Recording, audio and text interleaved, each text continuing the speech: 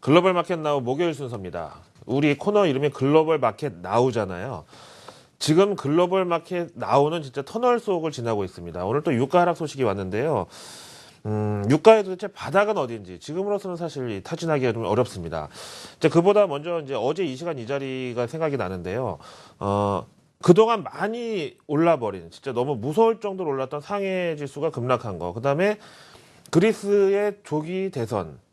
도대체 이게 우리한테 왜 악재인지 저는 아직도 모르겠거든요. 그래서 어저께 뭐 좌우지간에 그런 대외발 이슈가 코스피 한국 주식의 매력을 더 돋보이게 해서 우리한테는 반사이익이 될 것이다라고 했던 제 전망은 너무나 큰 폭으로 빗나가서요. 일단 죄송하다는 말씀을 드리고 넘어가겠습니다. 오늘 일단 만기일도 있고 뭐 또 한 번 좀 혼란스러운 날이 되긴 되겠는데요. 뭐 지금 정도면 충분히 단기 저점에 있다는 확신은 저는 아직 가지고 있습니다. 한국 증시에 대해서요. 간밤에 이제 유가가 또 한 번 급락했는데요. 사실은 미국 정부에서는 이걸 보면서 상당히 지금 뭐 기뻐하겠죠. 뭐 일종의 이제 성과가 났다고 봐야 되는데, 이제 오바마 대통령 집권 시기부터 이제 계속 미뤄왔던 것 중에 하나가 이런 에너지 독립국으로서의 미국의 위상을 강화한다. 이렇게 이제 오페크가 옛날에는 완전히 그 조폭 같은 거의 컨셉이었거든요. 막 70년대 석유 파동 났을 때, 뭐 어마어마했죠. 그 파워가. 근데 지금은 저렇게 꼬리 내린 강아지 마냥 미국 앞에서 눈치만 보고 있고, 짖지도 못하고 기운이 없어가지고 막 그런 좀 신세가 됐단 말이에요. 유가 뭐 브렌트유 그다음에 크루드 오일 오늘 이제 뭐 다 어쨌든 하락을 했습니다. 그다음에 이제 유럽 3대 지수 보실까요? 어저께 그리스 우려 때문에 급락을 했었는데 그나마 좀 체력이 견주한 독일은 오늘 소폭이나마 이제 이 반등을 했고요. 영국하고 프랑스는 어제 이 낙폭에서 조금 낙폭은 줄이긴 했습니다만 아직까지 턴어라운드를 못 하고 있는 실정입니다. 뭐 제가 억울해서라도 뭐 자꾸 말씀을 드리는데 진짜 상해 지수 같은 거 보면은 최근에 이제 급등세가 무서울 정도라서 중국 당국에서 신용 자산을 조금 규제하겠다. 이게 우리한테 있어서 나쁜 거 아니거든요, 사실. 그 다음에 그리스 같은 경우도 지금까지 남유럽 재정위기, 그 다음에 그리스 뭐 정부 깨지고 막 조기 총선, 조기 대선하고 이런 게 한두 번도 아닌데, 그럴 때마다 지나고 나서 지금 생각해보면은 아주 전형적인 글로벌 저가 매수의 기회였단 말이에요.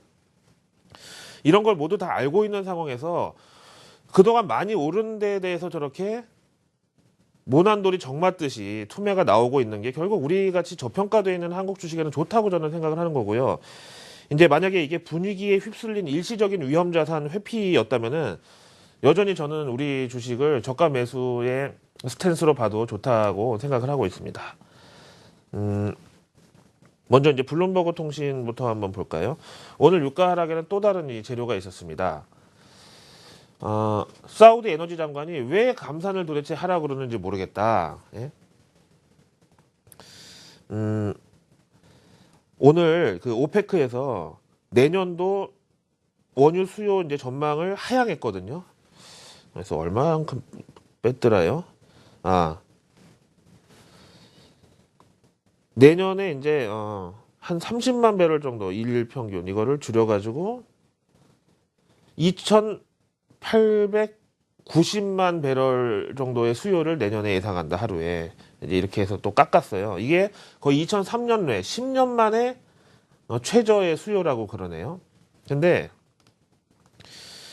이거는 이제 잘 들어볼 필요가 있는 게 저렇게 이제 수요가 부진한 거에 대해서 오페크는 알아서 잘 이제 이 가격 결정의 이런 이 메커니즘을 따르는데 왜 지금 공급까지 과잉으로 만들어가지고 유가를 저렇게 하락시키냐? 그거는 이제 미국의 어떤 전형적으로 이제 각 우리나라도 왜 뭐 상주는 꽃감, 뭐 대구는 사과, 뭐 이렇게 지역별로 특산물이 있다 이거예요.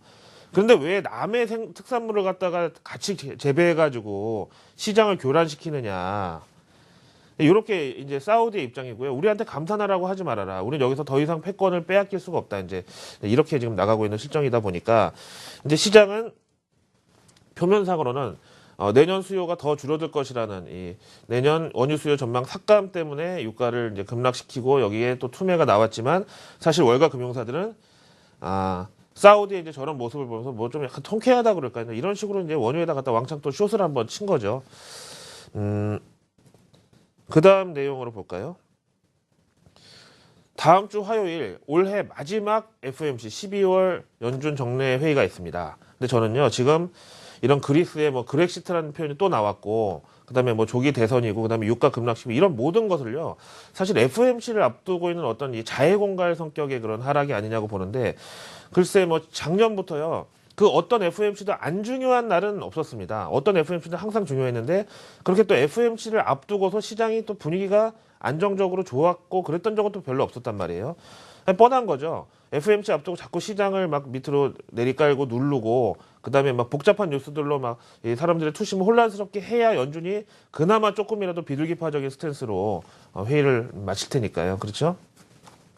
얘기 나온 김에 성명서를 앞두고 있는 이제 상황을 볼까요? 아이고.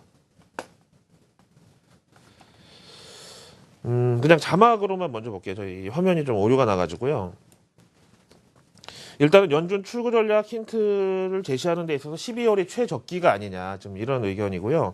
그 다음에 이제 매파든지 비둘기파든지 최근에 이제 고용 급증 추세에 대해서 인정을 할 수밖에 없을 것이다. 그 다음에 이번에 이제 논란이 되는 considerable time이라는 상당 기간이라는 문구가 삭제될 가능성이 높은데 여기에 대해서도 아마 이제 서로 간의 어떤 이 불협화음 내지는 논란이 좀 있을 것이다. 이제 이렇게 보고 있는 거고요. 근데 이제 앞에서도 말씀드린 대로 지금 이제 국제금융시장의 안전자산 선호, 위험자산 회피, 그다음에 여러 가지 좀 혼란스러운 이 상황은 FOMC를 앞두고 있는 이제 일종의 엄살이라고 뭐 가정을 할 때 이번에 만약에 considerable time이라는 문구가 삭제되면은 진짜 시장은 본격적으로 연준 출구 전략의 어떤 이 차가운 한파를 온몸으로 느낄 수밖에 없죠.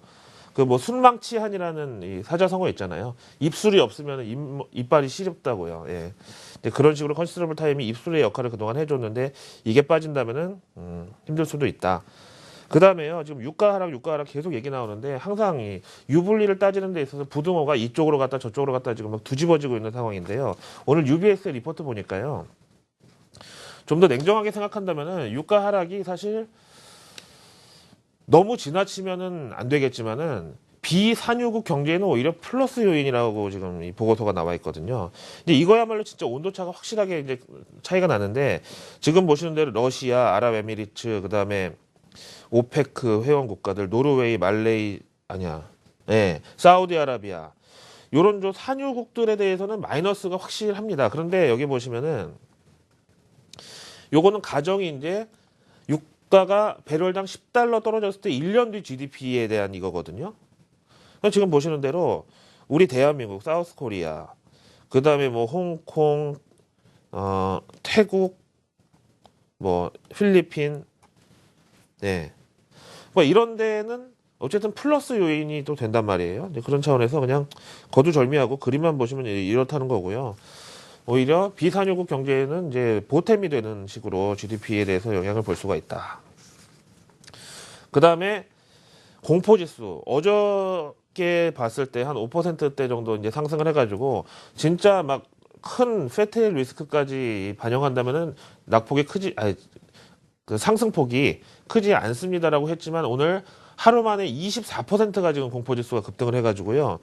이 표를 보시면은 하루 동안의 상승폭으로는 지난 10월 9일에 최고인가 지금 그렇게 나와 있거든요. 근데 이 공포지수의 최근 단기 슈팅 구간을 보면 이 10월 중순이잖아요. 이것도 역시 그때 FOMC에서 양적 완화가 종료될 것이라고 모든 사람이 예상했었고 실제로 연준의 양적 완화가 10월 FOMC에서 종료가 발표됐단 말이에요. 이제 그걸 앞두고서 이제 이 시장의 혼란, 다시 말하면 이 숏 세력, 이 하방 공격 세력들이 이제 FOMC를 앞두고 나서 이제 막 시장을 열심히 공포 분위기를 조성하고 또 이 메이저들도 그래 FOMC 전에 시장이 좋고 뭐 분위기가 활발하고 장밋빛이어야 봤자 좋을 게 뭐냐. 그래봤자 연준 매파들을 자극할 여지밖에 더 있느냐. 무조건 FOMC를 앞두고는 막 앓는 소리를 하고 무조건 들어눕자 막.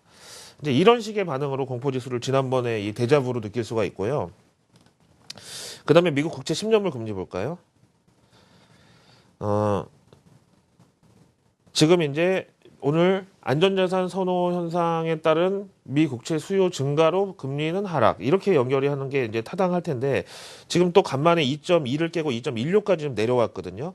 근데 이제 이것도 역시 지난 이제 10월 때를 보면은 이렇게 또 이제 한번 골이 깊었던 구간이 있다 이거. 이것도 이제 역시 FOMC를 앞두고 있는 이런 건데 그때를 역시 착안해 본다면은 요게 일단 지금 안전자산 수요인 척하고 이제 몰려 있는 이 미 국채에 대한 매수세가 이제 다음 주 FOMC에서 진짜로 컨시더러블 타임이라는 이 문구가 삭제된 뒤에도 계속 저기 머물러 있을까요? 그러기는 힘들다고 봅니다. 결국 빠져나올 수밖에 없다고 보고요. 그래서 뭐 제가 뭐 개인적으로는 뭐 이런 뭐 로스차일드 가면 뭐 음모론 이런 것도 뭐 좋아하는데 오늘 같은 경우는 시장을 아무리 차갑게 보려고 해도 FOMC라는 이제 다음 주 변수를 적용 안 하고 생각할 수가 없다는 거죠. 그래서 이제 의외로 지난 10월 FOMC 전후에 뭐 에볼라니 뭐 지정학적 리스크 얘기 한참 나오다가 FOMC 끝나버리니까 그런 얘기 싹 들어간 것처럼 이번에도 역시 12월 FOMC 다음 주 화수인데요. 이 FOMC가 끝나고 컨시더러블 타임이 삭제가 되든 안 되든 상관없이요. 그때가 이제 지나고 나면 또 이런 노이즈가 또 싹 사라질 여지도 있다. 저는 이렇게 보고 있습니다. 그럼 그때 생각했을 때는 과거를 돌이켜보면 그때가 지금 정도가 매수 시점이었지 않았냐 이런 생각이 또 들 수도 있죠. 자, 그다음에 이제 오늘 뭐 특집 겸해가지고 시간을 조금 길게 보고 있는데요. 월가에서 오늘 상당히 큰 관심을 받았던 보고서가 한 편 있습니다.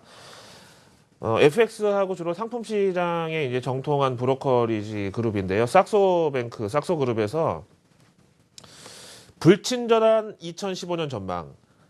뭐든지 사실 타이밍이 중요한데요. 오늘 같이 시장이 좀 여러 가지 좀 공포 심리도 있고 좀 시끄럽고 그다음에 이제 사람들이 이제 뭔가에 집중할 수 없이 좀 이제 산만한 분위기에서는 이런 좀 부정적인 것 같으면서도 뭔가 좀 전곡을 찌르는 이런 전망 보고서가 인기가 있을 수밖에 없는데 어쨌든 지금 사진에 나오는 것은 죄송합니다만 마리오 드라기가 지금 등장을 한 것이다 이렇게 말씀드리고요. 그 다음에 이 소제목을 보면은 이 심판의 날이 가까워왔다.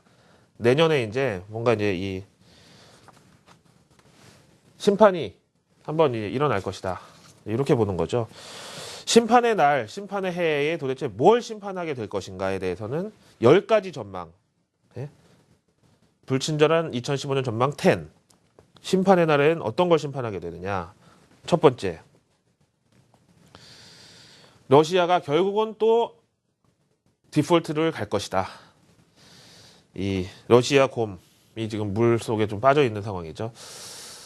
그 다음에 내년에 이것도 이제 무슨 주기설도 있고 뭐 여러 가지가 있는데 대규모 화산 폭발이 일어나서 국제 곡물 시장에 타격이 불가피할 것이다. 세 번째, 일본은 5%대 인플레이션을 맞이할 텐데 과연 이게 감내가 가능할 것인지에 대해서는 지켜봐야 되겠다. 그 다음에 아까 제목에 등장했던 마리오 드라기는 결국 잘린다. 내지는 자기가 그냥 자진 사퇴를 하는데 결국 임기를 못 채우고 낙마를 할 것이다. 다섯 번째가 결국 이제 ECB의 역할이 저렇게 흔들거리면서 유로존 회사채 시장은 이제 수요 기근에 시달릴 것이다. 그럴 경우에 유로존 경제 회복은 더욱더 요원해지거나 더디어질 것이다. 여섯 번째. 다섯 번째, 여섯 번째 붙어 있네요. 그 앞에서 말씀드린 대로 손발이 묶여버린 이 ECB 때문에 드라기도 이제 날아가고 뭐 이러면은 또 친독일계 인사가 올 가능성이 높다고 만약에 봤을 때 이제는 하이힐드 채권 시장, 하이 리스크, 하이 리턴 이 자산에 대한 이 수익이나 어떤 이 발걸음도 끊길 것이다. 그 다음에 요거는 저도 언젠가 한번 이 생각을 해봤는데 지금까지 해킹은요, 우리나라에 얼마 전에 그 NH 파밍 사건도 있긴 했지만, 인터넷 쇼핑몰은 한 번도 건드린 적이 없거든요. 그래서 아니면 그냥 아예 뭐 명단 유출 이런 거는 조금 이제 간접적인 피해라고 볼 수 있잖아요. 근데 진짜로 온라인 쇼핑이 한번 털릴 수가 있다. 그게 바로 내년이 될 것이다. 이렇게 예상이 나와 있고요. 그 다음에 중국 위안화는 이제 최근에 뭐 금리 인하도 했었는데 내년에 한 20%대 평가 절하를 예상해야 된다. 참 이것도 우리한테 좋은 소식은 아니에요. 그 다음에 최근에 뭐 아시아 신흥국에서 커피를 이제 본격적으로 먹기 시작을 해가지고 지금 한 2,800, 900달러 정도 될 거예요. 톤당. 코코아 선물이 한 1.7배 정도까지 급등을 할 것이다. 이거 뭐 관련주가 있긴 있죠. 우리나라에도. 그 다음에 연준하고 마찬가지로 이제 글로벌 이 선진국 중에서 가장 먼저 출구 전략을 지금 준비하고 있는 영국이 결국 부동산 시장이 다시 한번 침체될 것으로 본다. 이래서 매파적인 이런 발걸음이 상당히 좀 힘들어질 것이다. 이렇게 내다보고 있네요. 자, 어쨌든 지금 입장에서 가장 해피엔딩으로 볼 수밖에 없는 이 시나리오가 있다면 이렇게 지금 미리미리 시장이 지금 겁을 먹고 막 앓는 소리를 하고 죽는 소리를 해서 다음 주 FMC에서 컨시더러블 타임이 유지가 되든가 아니면 아직도 우리는 갈 길이 멀다는 식으로 좀 비둘기파적인 발언이 나오면서 시장이 갑자기 이제 살아나기를 기대하는 수밖에 없죠. 마지막으로 MSCI 한국지수 볼까요? 어제 하락분을 후반영한 것도 있고, 그 다음에 이제 그렇게 위험자산 회피에 따른 급락이 나오면 하루 만에 V자 반등은 잘 힘들더라고요. 그래서 오늘은, 미국처럼 저렇게 큰 폭의 하락을 또 한다라기보다는 유럽처럼, 어제 하락분을 좀 줄이는 정도의 수준으로 기대를 해야 될 것 같고, 대신에 오늘 이제 만기일이 있다 보니까, 물론 여기서 이제 추가 하방 압력은 제한적이라고 사실 봐야 되겠고요. 지금 이제 뭐 이 만기 포지션 보니까 지금보다는 약간 조금 상방으로 보는 게 타당한데 어쨌든 이 포지션만으로도 하방 경직성의 어떤 요인이 된다라고 봐야 되겠죠. 자, 목요일 아침에 글로벌 마켓 나우 준비한 내용 모두 나갔습니다.